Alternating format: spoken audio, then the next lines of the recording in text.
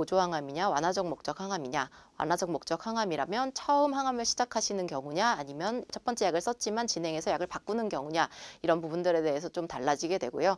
표적 유전자가 있느냐 없느냐에 따라서 또 조금 달라지게 됩니다.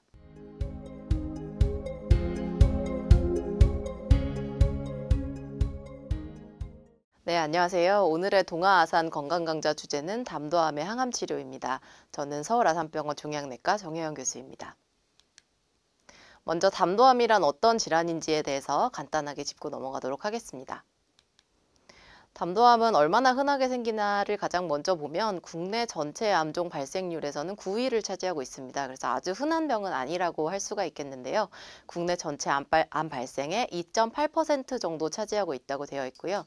진단 시점의 연령은 60대 이상에서 가장 흔해서 고령에서 많이 생기는 질환이라고 할 수가 있습니다.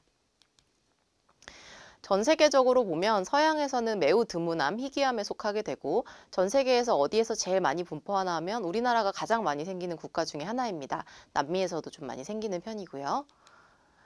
그런데 이제 5년 상대 생존율을 다른 주요 암종과 함께 비교해서 보면 췌장암과 함께 마찬가지로 좀 우리가 여전히 좀 많이 개선할 부분이 있는 그런 질환이라고 할 수가 있겠고, 같은 기간 동안에 생존율이 빠르게 증가했던 다른 암종하고 비교해서 보면 여전히 새로운 연구나 새로운 약제의 니즈가 많은 그런 암종이라고 할 수가 있겠습니다. 이 종류는 어디가 원발 부위냐에 따라서 다르게 분류를 합니다. 그래서 이 그림을 잘 보면 간 안에서 담도가 시작을 해서 간 밖으로 이어져 나오는 길 전체를 담도라고 하는데, 간 내 담도에서 발생했을 경우에는 간 내 담도암이라고 이야기를 하고요. 이것이 쭉 이어져 내려와서 간 입구 쪽에서 갈라지는 줄기에서 발생한 암을 간 문부 담도암이라고 이야기를 합니다. 이것이 조금 더 아래로 내려와서 12지장으로 담즙이 들어가는 거의 끝쪽에서 발생한 암은 원이부 담도암이라고 하게 되고, 췌장 근처에 위치를 하게 되고요. 쓸개 주머니에서 발생한 암은 담낭암이라고 해서 이것을 통틀어서 담도암이라 이야기를 합니다.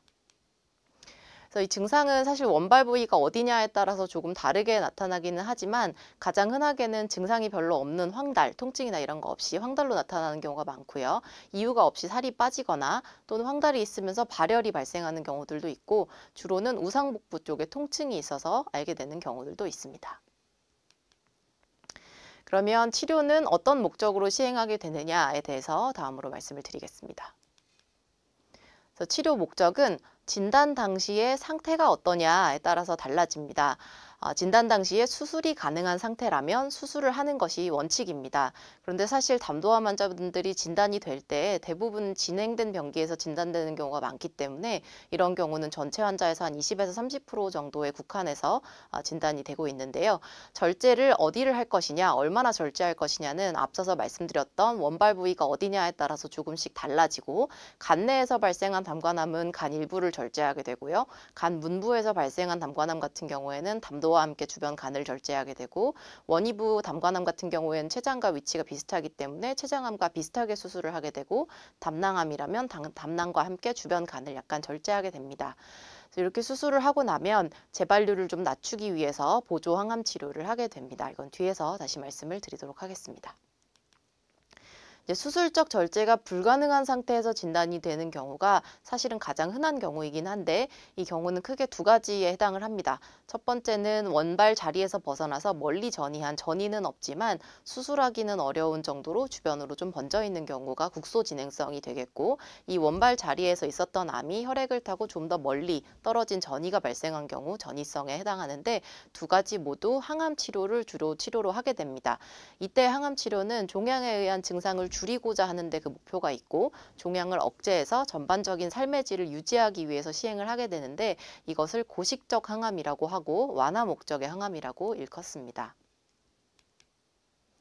그래서 항암 치료는 그러면 구체적으로 어떤 약제로 주로 하게 되느냐, 이런 것들에 대해서 말씀을 드리겠습니다.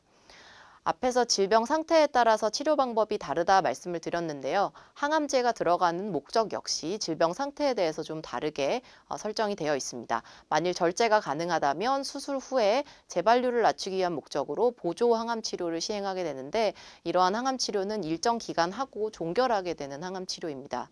절제가 어려운 경우에는 앞서 말씀드린 고식적 항암 치료, 즉 삶의 질을 개선하고 증상을 조절하기 위해서 계속 암을 억제하기 위한 치료를 하게 되므로 대부분은 장기간 항암 치료를 하게 되는 경우가 있고요. 물론 생존 기간을 향상시키려는 목적도 있습니다. 그래서 항암 약제의 종류는 큰 카테고리로 보면 항암제, 그리고 면역 관문 억제제, 그리고 표적 치료제 이렇게 세 가지 정도로 담도하면서 사용을 하고 있는데 첫 번째 항암제는 우리가 일반적으로 이야기하는 항암제다라고 하는 약제입니다.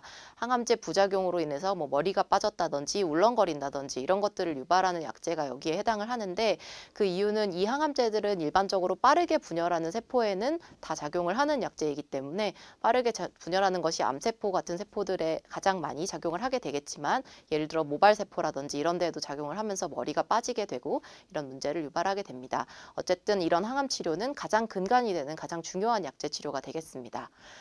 다음으로 면역항암제라고도 하는 면역관문 억제제는 우리 오른쪽의 그림을 보면 종양세포가 있고 내 면역세포가 있을 때 내 면역세포가 종양을 인식해서 적으로 인식해서 공격하도록 하는 스위치를 켜주는 그런 약제에 해당을 하겠습니다. 그래서 면역관문, 이 관문을 활성화시켜서 암을 공격하도록 한다라고 하는 약제에 해당을 하겠습니다.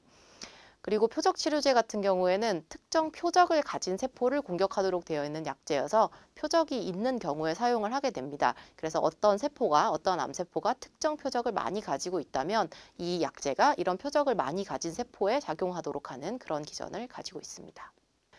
그래서 이 중에서 어떤 약제를 선택하느냐 하는 기준은 첫 번째 치료의 목적, 아까 말씀드린 보조항암이냐 완화적 목적 항암이냐, 완화적 목적 항암이라면 처음 항암을 시작하시는 경우냐 아니면 이제 첫 번째 약을 썼지만 진행해서 약을 바꾸는 경우냐 이런 부분들에 대해서 좀 달라지게 되고요. 표적 유전자가 있느냐 없느냐에 따라서 또 조금 달라지게 됩니다. 첫 번째로 보조 항암 치료에 대해서 말씀을 드리겠습니다. 이것은 수술을 마치고 그 다음에 재발률을 낮추기 위해서 항암을 한다고 합니다. 이런 경우에 해당을 하게 됩니다. 그래서 이 보조항암 치료의 근거를 확립하게 되었던 연구 데이터를 먼저 보면 빌캡이라고 하는 연구인데요. 이 연구에서는 수술을 시행하고 내원한 담도암 환자를 대상으로 먹는 약인 캡시타빈을 6개월 먹는 것과 경과 관찰, 치료를 하지 않고 보는 것을 비교를 했습니다.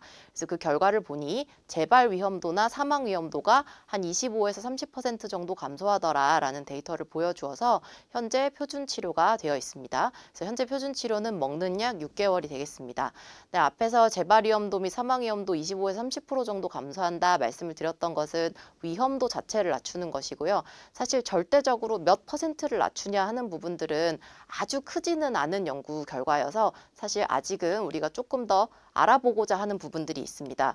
그래서 이제 서울아산병원에서 주사 항암 치료를 통해서 먹는 약보다 재발률을 더 낮출 수 있을까라는 것을 알기 위해서 임상 연구를 시행한 적이 있었는데요. 여기서는 고위험군, 재발의 위험도가 높은 환자만 등록을 하였는데 그래도 주사약제가 더 좋은 재발률을 낮춘 효과를 보여주지 못하였습니다.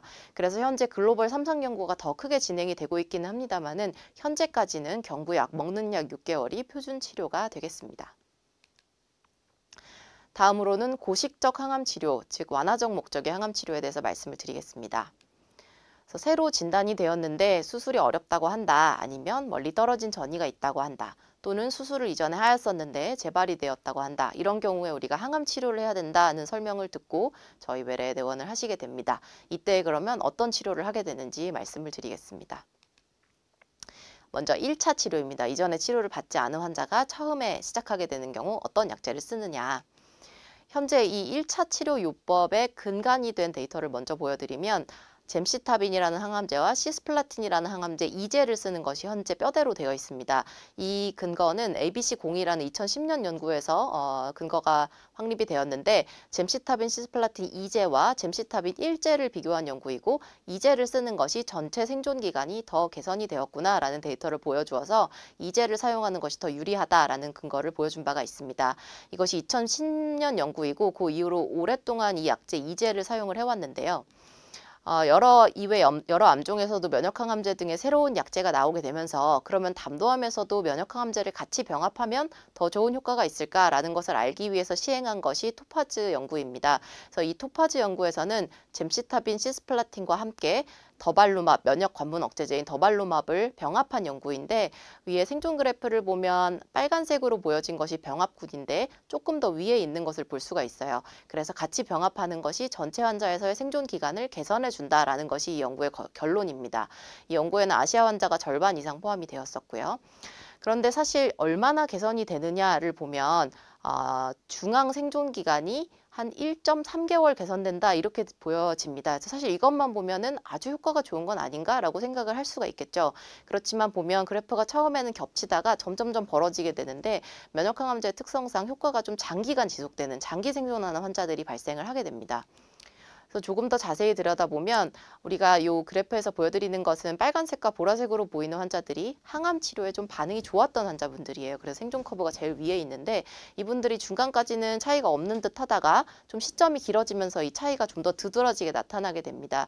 그래서 면역항암제를 병합했을 때 특히 도움이 되는 환자군들은 우리가 항암제를 시행해서 반응이 좀 있는 분들, 그런 분들 같은 경우에는 한 2년째 추적을 해보니까 생존율의 한 2배 정도까지도 차이가 나더라라고 보고가 되어 있어서 항암 치료 반응이 좋은 환자에서는 더 특별히 도움이 될 수가 있고 일부 장기 생존하는 환자분들을 만들 수가 있다라는 데이터가 되겠습니다.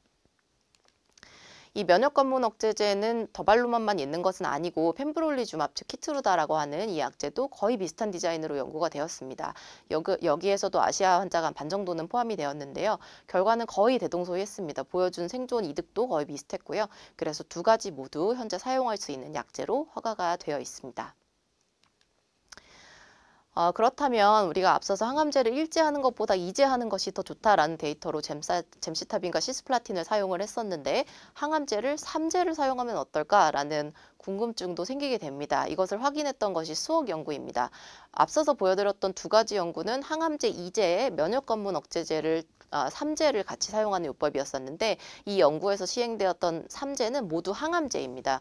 그래서 아무래도 조금 더 부작용이 있고 힘들게 되죠. 그런데 결과를 보니까 이 3제 항암제를 쓰는 것과 2제 항암제를 사용하는 것 사이에서 생존 기간에 별로 차이가 없었습니다. 그래서 반드시 항암을 더 힘들게 하는 것이 정답은 아니구나 이런 것을 보여준 데이터라고 할 수가 있겠습니다.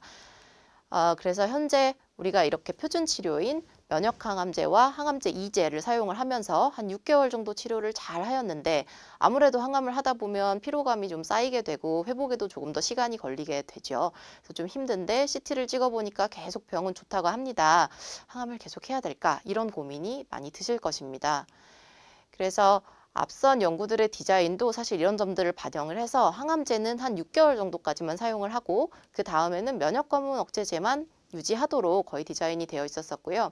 저희 병원에서 이전에 보여주었던 데이터인데 이것은 항암제만 한 환자분들을 대상으로 한 데이터이긴 합니다만 6개월 정도까지 치료를 하고 병이 잘 유지된 시점에서 항암을 계속한 분과 좀 쉰 분의 생존 결과를 비교해 보니까 양군 간에 아주 명확한 차이는 보이지 않았습니다. 그래서 한 6개월 정도 치료를 우리가 힘들게 하고 여기에서 그래도 병 상태가 계속 좋다면 현재로서는 면역관문 억제제 단독으로 유지하는 것이 표준 치료로 되어 있습니다. 자, 그래서 항암치료 1차를 정리를 한다면 수술이 어려운 경우, 국소 진행성이거나 전이성인 경우에 잼시타빈, 시스플라틴 항암제 2가지와 면역관문 억제제 1가지를 같이 쓰는 것이 현재 표준 치료가 되어 있겠고요.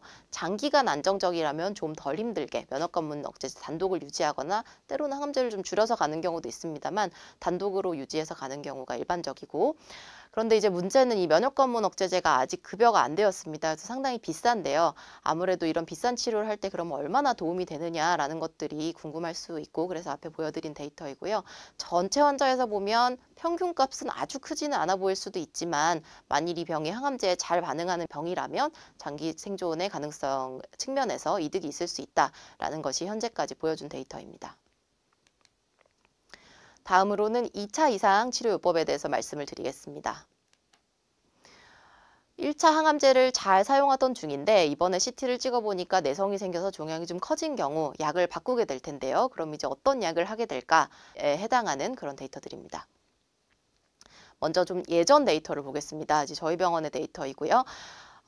이렇게 1차 치료에 진행한 환자에서 항암제 종류를 바꿔서 좀 옛날에 사용하던 5FU라고 하는 항암제 단독으로 사용했을 경우에는 얼마나 효과가 있나를 보니까 평균 유지하는 기간이 한 2개월 정도밖에는 안 되었다라는 것이 예전의 데이터입니다. 그래서 아주 치료가 효과적이지는 않구나, 이런 것들이 우리가 예전에 보여준 적이 있는 데이터인데요. 다음에 항암제 치료를 결정할 때 그러면 어떤 것을 고려해야 할까라는 것들을 임상에서 우리가 이런 것들을 보고 고려합니다 하는 부분들입니다.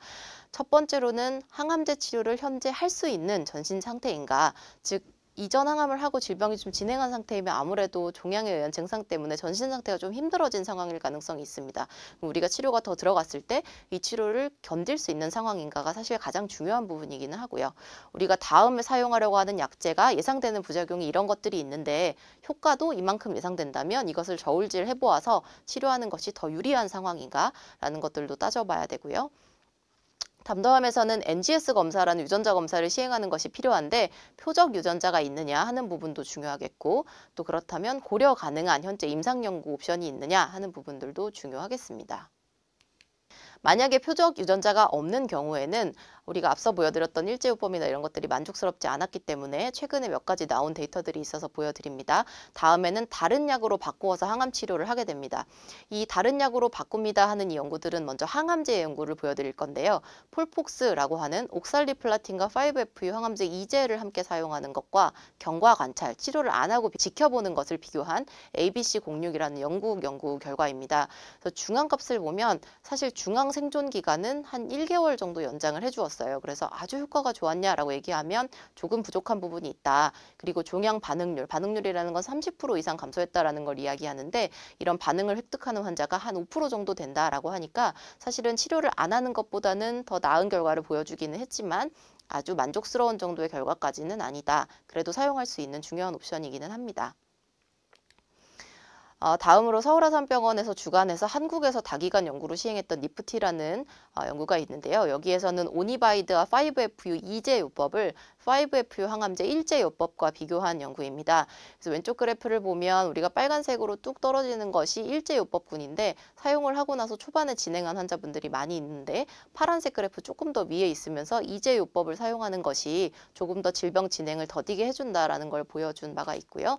중앙 생존 기간은 3.3개월 정도 개선을 해주었고 종양 반응률은 한 15% 정도 보여준 데이터입니다. 그래서 이것 역시 중요한 치료 옵션이 되겠습니다. 다음으로는 이제 표적약제에 대해서 말씀을 드릴 것인데요. 앞에 보여드린 두 가지 연구는 세포독성 항암제 연구였습니다. 표적이란 종양은 정상세포와 다른 유전자 변이를 가지고 있는데 이러한 변이들 중에서 표적약제가 개발이 되어 있는 변이가 있을 경우에는 표적약제를 사용해 볼 수 있는 기회가 있을 수 있습니다. 그래서 이러한 표적이 있는 유전자가 있느냐라는 걸 검사하기 위한 방법이 NGS이고요. 한 번에 한 300~400개 정도 되는 여러 가지 유전자를 한 번에 검사를 해서 이 중에 뭐가 나오는 게 있는지를 확인하는 방법입니다. 검사는 우리가 확보해둔 종양 조직이 있으면, 이전에 조직 검사해둔 것을 보관하고 있으면 거기서 나가게 되는 경우가 가장 흔하고, 그런 조직이 없는 경우에는 혈액에서도 검사를 해볼 수가 있습니다.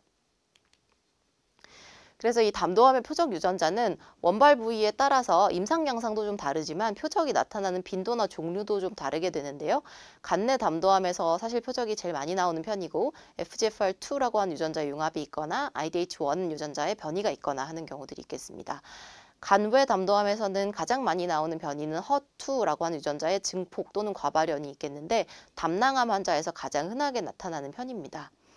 이런 것 이외에도 한 1% 이렇게 나타나는 드문 변이들도 있어요. 근데 검사를 해보지 않으면 알 수가 없고, 그다음에 또 이전에는 좀 표적이 많지 않다고 생각했던 질환들도 새롭게 약제들이 많이 개발이 되면서 표적 유전자라고 하는 정의 자체가 늘어나고 있기 때문에 유전자 검사를 시행을 해보는 것이 필요하겠습니다. 그래서 국내에서 허가된 표적 약제에 대해서 좀 말씀을 드리면, 첫 번째로는 페미가티닙이라고 하는 약제인데 이것은 FGFR 억제제이고 FGFR2라는 융합 변이가 있는 환자를 대상으로 합니다. 그래서 위에 그림을 보면 아래쪽으로 내려가는 이 그래프가 종양이 줄어든 환자에 해당하겠는데, 종양이 30% 이상 많이 줄어들었어요 라고 하는 반응률이 한 35% 정도의 환자에서 나타났고, 잘 유지가 된 평균 기간이 한 7개월 정도로 보고를 하였기 때문에 앞에서 보여드린 세포독성 데이터보다는 숫자적으로 좀 더 나은 결과를 보여줍니다. 그래서 우리가 이런 FGFR2 융합 변이가 있다면 거의 대부분 간내 담도암에서 나타나게 되고요.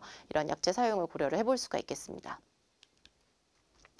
다음으로는 IDH1 변이가 있는 환자에서 이보시데닙이라는 약제이고 이 연구에서는 경과 관찰, 치료를 안 하는 것과 비교를 했습니다. 그래서 결과를 보면 평균 값으로 보면 약이 치료 효과가 잘 유지됩니다라고 하는 것은 한 2개월 정도, 그다음에 종양이 많이 줄어들어요라는 반응률은 한 2% 정도로 마찬가지로 아주 만족스러운 데이터는 아닐 수 있는데 그중에서 일부 환자들은 좀 장기간 유지하는 분들도 있었습니다. 그래서 이 변이도 거의 간내 담도암에서 나타나게 되고 있다면 약제 사용을 고려를 해볼 수가 있습니다. 다음으로는 허투입니다. 이 허투는 여러 약제가 여러 암종에서 아주 활발하게 개발되고 있는 표적이고 유방암 등 다른 질환에서도 신약이 계속 나오고 있습니다. 그래서 오른쪽 위에 그림을 보면 이렇게 원래 허투가 많이 발현하지 않는 것이 일반적인데 허투 증폭이나 과발현이 있는 환자에서는 허투 수용체가 많이 발현하고 있는 특징을 가지고 있습니다. 그래서 이런 종양에서는 여기에 붙는 표적 약제인 N02라든지 허셉틴이라든지 이런 약제들이 현재 담도암에서의 데이터를 보여준 바가 있고 종양 반응률을 50% 이상까지 도 보고한 적이 있습니다. 그리고 무진행 생존 기간, 질병이 진행하지 않고 잘 유지됩니다 하는 기간이 5에서 7개월 정도의 성적을 보여주었기 때문에 만약에 허투 증폭 과발현이 있다면 고려를 해볼 수가 있겠고 또 임상 연구의 기회도 상대적으로 좀 더 많은 그런 변이라고 할 수가 있겠습니다.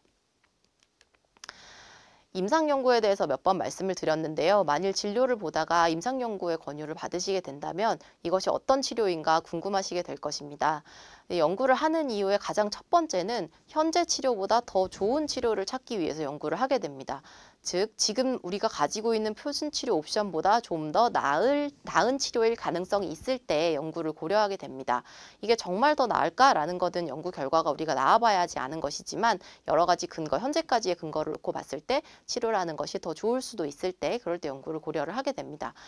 특히 담도암처럼 표준 치료가 아주 많지 않은 질환에서는 이러한 임상에 참여하면서 추가적인 치료의 기회를 얻을 수가 있겠고 앞서 여러 그래프 등등 그림을 보여드렸는데 그런 것들도 다 임상 연구에서 확인된 그래프 데이터들이고 그런 과정을 거쳐 더 좋았기 때문에 표준 치료가 된 것이죠. 그러면 참여할지 말지를 내가 결정할 수 있나? 물론입니다. 그래서 우리가 연구가 가능한 것이 있다면 이런 연구가 있습니다 라고 정보를 드리고 환자하고 상의를 해서 전적으로 동의하시는 경우에만 들어가게 되고요. 비용에 대해서도 물어보시는 경우들이 있는데 이 약이 연구에서 다 결과가 마치고 허가가 되어서 시장에 나온다면 그때는 대부분은 비싸게 책정이 되는 경우가 많지만 임상 연구 단계에서 참여할 때는 비용을 지불하지 않습니다. 임상연구에 참여하기 위한 조건은 첫 번째로는 지금 내 상태에서 등록이 가능한 임상연구가 있어야 됩니다. 예를 들어서 표적약제 연구라면 표적이 있어야 되겠죠. 그리고 연구에 들어갑시다라고 결정을 하고 이 연구가 실제로 가능한지 우리 환자분이 특별히 문제되는 부분이 없는지 등등을 체크하고 투약이 되는 데까지는 대체로는 한 몇 주 정도의 시간이 필요합니다. 보통 한 3, 4주 정도 걸리게 되는 경우가 많은데요. 따라서 이 기간 동안 아주 빠르게 진행할 정도의 공격적인 병이라면 연구 참여가 어려울 수 있습니다. 그리고 임상연구 약제를 투약한 후에 우리가 효과와 안전성을 모두 평가를 해야 되기 때문에 환자분이 스스로 일상생활을 할 수 있을 정도의 상태가 유지되는 분이셔야 하고 주요 장기 기능, 간이라든지 신장이라든지 심장이라든지 이런 장기 기능이 정상이어야 참여를 할 수가 있습니다. 모든 치료는 효과가 있더라도 부작용을 경험하실 확률은 있습니다. 그것은 임상연구 치료도 마찬가지고 표준 치료도 마찬가지인데요. 따라서 충분히 숙고를 해보시고 결정을 하셔야 될 것입니다. 그런데 이러한 고민을 함께 하기 위해서 사실은 담당 의사가 있는 것이고 진료 시간에 충분히 고민하시는 부분에 대해서 묻고 답하고 그 다음에 결정을 하는 과정을 거치시면 좋을 것 같습니다. 자, 그래서 2차 이상의 항암 치료에 대해서 정리를 하면 담도암 환자에서는 NGS를 통한 유전자 검사는 해보시는 것을 권유드립니다. 우리가 표적을 가지고 있는지 확인하기 위함이고요. 이러한 유전자 검사는 조직 또는 혈액에서 시행을 하게 됩니다. 내가 검사를 했었나 한번 확인해 보시는 것도 좋겠습니다. 만약에 나에게 표적에 해당하는 변이가 있다면 우선적으로 이에 대한 치료를 고려하고 이 변이가 허가된 약제 사항 안에 있다면 허가된 약제 사용을 고려해 볼 수 있겠고 또는 임상 기회가 있다면 참여해 보는 것이 때로 최선일 수도 있겠습니다. 만일 표적 변이가 없는 경우에는 종류를 바꾸어서 세포독성 항암 치료를 고려하게 되겠는데 오니바이드라든지 풀폭스라든지 모두 유용한 치료 옵션이 되겠으나 우리가 항암제를 견딜 수 있을 정도의 체력이 유지되는 경우에 해당을 하겠습니다. 마지막으로 치료의 부작용과 관리에 대해서 말씀을 드리도록 하겠습니다. 사실 항암 치료 중에 겪는 부작용을 짧은 시간에 다 이야기하기는 참 어려울 것입니다. 그 정도로 여러 가지 증상들을 경험을 하시게 될 텐데요. 대표적으로는 울렁거리는 증상이 있을 수가 있겠고, 또 골수 기능이 일시적으로 억제되면서 백혈구, 적혈구, 혈소판의 생성이 좀 더뎌지다 보니 잠시 그런 수치가 떨어졌다 올라가는 경우들도 있을 것입니다. 또 기운이 없다든지 입맛이 없다든지 하는 부분들, 그리고 손발이 저리다든지 이런 부작용들이 있을 수 있는데요. 항암 치료의 발전과 함께 이런 것들 약제에 의한 증상을 조절해주는 약제들도 많이 발전이 되었습니다. 그래서 불편하신 증상에 대해서 말씀을 주시면 이에 따라서 항구토 약제를 쓴다든지 또는 뭐 백혈구를 올리는 약제들을 쓴다든지 너무 피곤하다면 한 1, 2주 미룬다든지 이런 식으로 해가면서 조절을 할 수가 있습니다.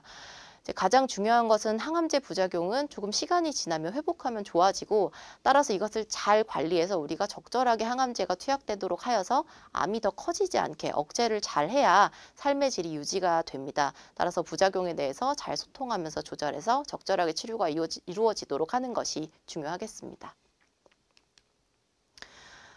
사실 호중구 감소증은 우리가 외래에서 많이 또 보는 것이기도 하고 이것 때문에 치료가 1, 2주 미뤄지고 이런 경우들이 있어서 제가 따로 좀 한 장을 할애해서 준비를 했는데요. 이 호중구라고 하는 것은 백혈구의 일종이고 감염과 싸우는 역할을 해주는 세포입니다.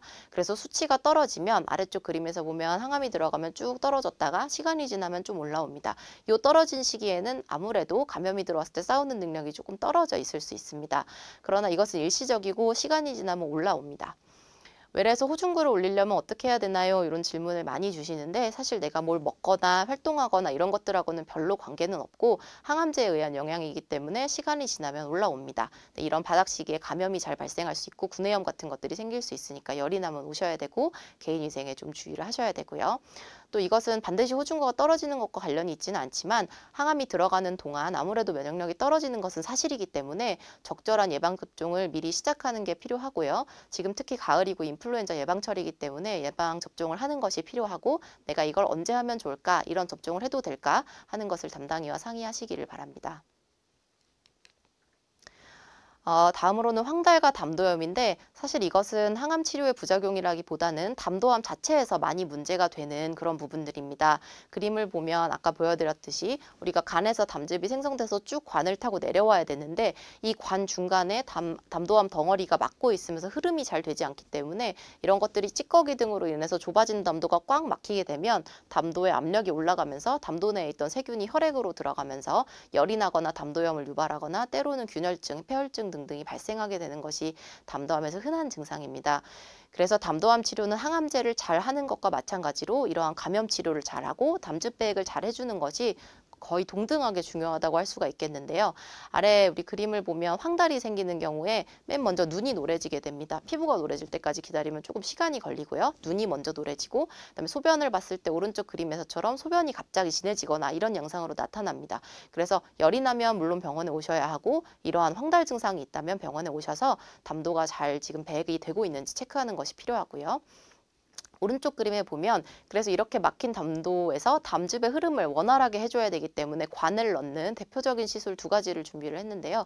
내시경이 들어가서 막혀있는 담도에 스텐트라고 하는 얇은 관을 넣어주는 내시경적 시술을 하거나 또는 내시경으로 접근이 어렵거나 빨리 해야 되는 경우에는 피부에서 바늘을 넣어서 여기로 관을 삽입해서 담즙이 잘 배액되도록 해주는 경피적 배액술을 많이 시행을 하게 됩니다. 다음으로는 적절하게 영양 공급하는 것의 중요성입니다. 사실은 종양 환자에서 체중이 빠르게 감소하는 것은 별로 좋지 않다라는 것은 여러 암종에서 매우 잘 알려져 있습니다. 그래서 적절하게 영양 공급을 하는 것이 꼭 필요한데 사실 입맛도 없고 기운도 없고 하기 때문에 이것이 노력해도 잘 되지 않는 경우들이 많습니다. 그래서 먼저 첫 번째로는 내가 영양을 어떻게 하면 잘 공급할 수 있을까? 지금 내 영양 상태가 어떨까? 이런 것들을 좀 평가할 수 있도록 외래에서도 영양 상담을 제공을 해드리고 있어요. 그래서 필요하시거나 또는 뭐 담당 의사가 필요하다고 생각하는 경우에 요청을 하게 되고 적절하게 영양 공급을 하는 것이 매우 중요한데 아무래도 잘 먹기가 힘든 경우에는 우리가 경장 영양, 예를 들면 뭐 영양 음료라고 쉽게 이야기하는데 밑에 보여드린 그림처럼 좀 마셔서 쉽게 칼로리를 섭취할 수 있는 이런 것들도 있고요. 도저히 식사하기가 어렵다라고 하면 정맥 영양을 병행 주사로 맞는 병행하는 경우도 있습니다. 이렇게 보여드리는 이런 수액은 탄수화물, 단백질, 지방을 다 포함하고 있고 일정 칼로리가 있기 때문에 경구에 추가로 보충해 줄 수가 있겠습니다. 입맛 나는 약 이런 것들도 조금씩은 도움이 됩니다. 근데 반면에 효과가 명확하게 밝혀지지 않은 보조요법들 같은 경우에는 실제로는 기운이 나거나 체중을 증가시키는 데에는 많이 도움이 안 되는 경우들이 있습니다. 아무튼 내가 식욕이 많이 없고 살이 많이 빠지고 있다라는 시점이라면 그것도 진료 시간에 논의를 해주시면 우리가 같이 영양 계획을 세워나가면 도움이 될 것입니다. 네, 다음으로 이제 맺은 말 마지막 순서인데요. 사실 이제 환자분들께서 거의 일주일에 한 번, 2주일에 한 번 외래에 내원하시는 과정이 정말 지난하고 힘들다는 것을 진료실에 앉아있는 저희들도 잘 알고 있습니다. 기차도 타고 비행기도 타고 와서 피 뽑고 2~3시간 기다리고 외래 사람도 많고 자리도 없고 이런 과정들을 너무 잘 알고 있는데요. 사실은 진료 시간이 또 부족하기 때문에 이렇게 오랫동안 고생해서 왔는데 잠깐밖에 이야기를 못하고 또 궁금했던 걸 못 물어보고 나가시고 이런 경우들이 많다는 것도 알고 있습니다. 그래서 외래에 오실 때 사실은 이제 중요한 질문 내용이 있다면 갑자기 생각이 안 날 수가 있거든요. 그래서 적어 오시면 도움이 많이 되고요. 특히나 우리가 맨 처음 내원하셨을 때 그리고 내 병 상태가 변할 때 치료를 바꿔야 될 때 이럴 때가 중요한 면담이 많이 이루어지는 시점이기 때문에 그럴 때 적어 오시면 도움이 많이 됩니다. 앞에서 항암 치료에 대해서도 말씀을 드렸는데 내가 하는 항암이 어떤 약인지, 왜 하는 것인지 이런 목적을 알고 있다면 같이 논의하는 데 많이 도움이 되겠고요. 그다음에 혹시 중간에 뭐 열이 나거나 문제가 있어서 외부 병원에서 진료를 하셨다면 소견서나 기록지 같은 걸 가져오시면 진료실에서 파악하는 데 도움이 많이 됩니다. 그래서 요약하면 담도함에서 어떤 약을 쓰느냐 그리고 몇 번이나 쓰느냐 하는 것은 나의 병의 상태에 따라서 다르다. 이것이 수술 후 보조 치료인지 계속 항암을 해나가면서 병을 관리하는 완화적 치료인지에 따라서 일정 기간이 있는지 계속 관리해 나갈 것인지 또 어떤 약을 사용하는지 이런 것들이 달라지고요. 또 표적이 있는지 등등에 따라서 약제 선택할 수 있는 옵션이 좀 더 늘어날 수 있기 때문에 NGS 같은 유전자 검사 시행을 고려를 해볼 수가 있겠습니다. 사실 가장 중요한 것은 환자분과 보호자분과 담당 의사, 우리 모두의 목적은 환자가 잘 치료를 받아서 회복하시도록 하는 데 있습니다. 그래서 우리가 한 팀으로서 모두 최선의 치료를 위해서 노력해 나가는 과정인데요. 아무래도 치료 과정이 너무 길고 어려움도 많으실 것으로 헤아리고 있는데 많은 어려움들을 겪으시는 중간중간에 외래에서 궁금하신 점, 어려우신 점 이야기를 해주시면 함께 논의해 나가면서 잘 치료를 이어나갈 수 있을 것 같습니다. 이상으로 오늘의 강좌를 마치겠습니다. 경청해 주셔서 감사합니다.